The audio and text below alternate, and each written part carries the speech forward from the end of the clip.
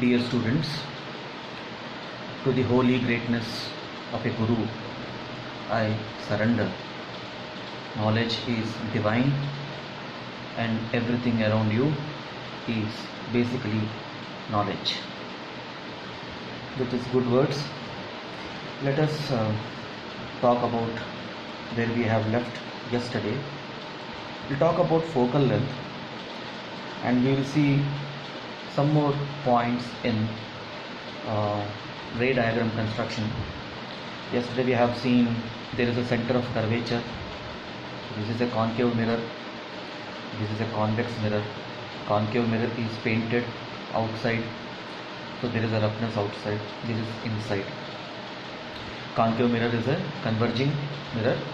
Convex is a diverging mirror. Now here, when the rays come, they will cut the principal axis. All the rays will cut through the principal axis at a point. Now that point is the focus. It is denoted by capital F. We will see how to calculate the focal length. See, if this is a part of a sphere and this is the center, obviously the sphere will have a radius, and we denote that radius by capital R. Okay, so distance between the pole and the center of curvature is your radius, which is R. Now here, if you see a circle, you take a point here. Let us say this point is some P point, and imagine I draw a tangent here, and this point, only one point will be there where we can draw the tangent. This point I connect to the center of the sphere or the circle. So what will be this angle? This angle will be 90, right?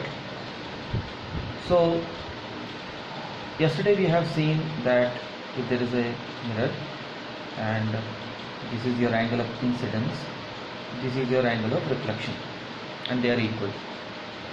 So here, when you take a concave mirror, or for that matter a convex mirror, let us say this is the principal axis, a parallel ray is entering, and after reflection it is passing through the focus. So this point, if you join to the center, it is similar to this type of a situation. So this line will act like a normal now. Okay, if this is some point X, so Cx will act like a normal. Situation will be something similar to what is shown here. So this angle, you can put some names here. This angle, let us say Y. YXC. If it is theta, then CXZ. It is also theta. Angle of reflection is equal to angle of incidence is equal to angle of reflection. This is how it has to be interpreted. In the case of a convex mirror, you can see there is a ray which is parallel to the principal axis. Now here the situation is, it's a diverging thing, so rays going like that. Now you can take the center will be on the other side, we have discussed. So this is a part of a circle like this, right? Center will be somewhere here. So take the center point, take this point, extend the line. This line, dotted line, will act like a normal line, and this angle and this angle will be theta. Angle of incidence is equal to angle of reflection. So you have to interpret the law of reflection like this.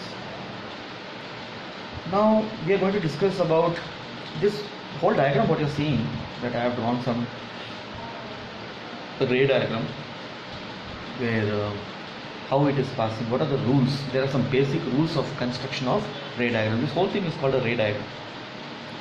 So some rules are there, 4 main rules are there, which we have to remember, we have to understand them. So rule 1 says, ray parallel to the principal axis will pass through focus after reflection. So here we are talking about reflection. So we have taken a concave mirror. So this is the principal axis. Principal axis is something which will pass through C and P. Okay. The P point has to be located very carefully. This dimension and this dimension should be equal. So this ray is parallel to the principal axis. It will reflect. Once it reflects, it will cut the principal axis and it will pass through the focus. This is rule number 1. In the case of a convex mirror, what happens is you have this ray, okay, and it is a diverging mirror, so ray will diverge. You have to back extend it. It will pass through a point on the principal axis, and that is your focus.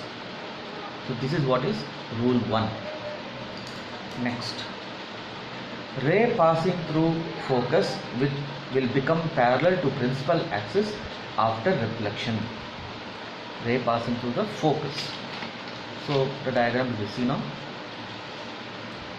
So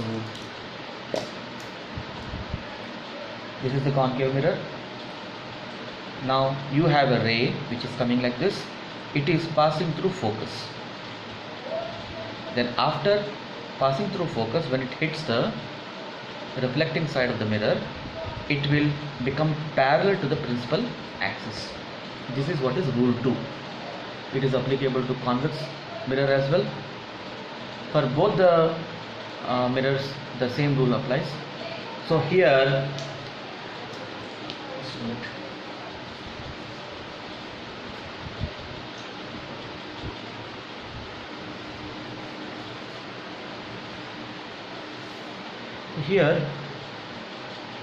you can see here there is a ray.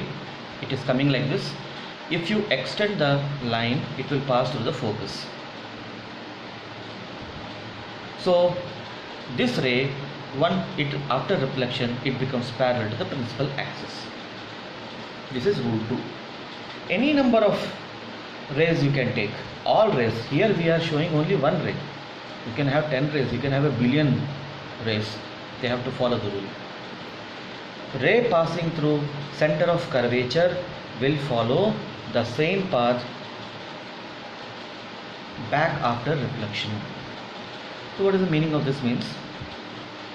If you have a ray which is passing through the C, that is center of curvature, after reflection it will just go back in the same line.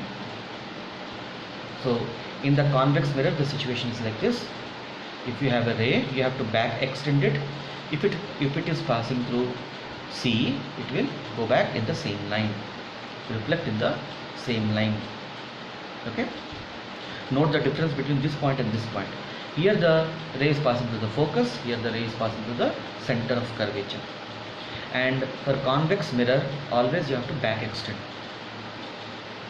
Rule number 4. Ray incident at pole is reflected back, making same angle with the principal axis. Now this is your principal axis, concave mirror. You have a ray which is incident on the pole of the mirror. Then it will reflect in such a way that angle of incidence is equal to angle of reflection, and it will go at the same angle. Why? Similarly, this situation is similar to what we have studied here. Here what is happening is the principal axis itself is becoming the normal. Okay. So when you have a mirror, it is coming like this, going like this. This is the normal line. So this normal line and this normal line is same here. In the case of a convex mirror, so if the ray is hitting the pole, then after reflection it will go like this. Whatever angle with which it is coming will be the angle with which it will be going. So these are the 4 basic rules which we have to follow while constructing the ray diagrams. Okay. And laws of reflection, they are equally applicable to curved surface as well as the plane surface. We are discussing here the case of spherical mirrors, and we will take up some cases about the plane mirrors as well. So these are the points which you have to make a note. So in the next video we will discuss about what is the relationship between the how to calculate the focal length. Okay, it is denoted by, focal length is denoted by small f. And what is focal length means? All distances are measured from the pole. The distance between P to F, it is called focal length. So yesterday, as we have discussed, if you are taking for the convex mirror, this is the direction of incident ray and PF is in the same direction. So for the convex mirror, the F will be positive. If you take the case of concave mirror, the distance between P to F is focal length, and here the incident ray is in this direction and you are measuring in the opposite direction. So focal length here will be negative. Please make a note.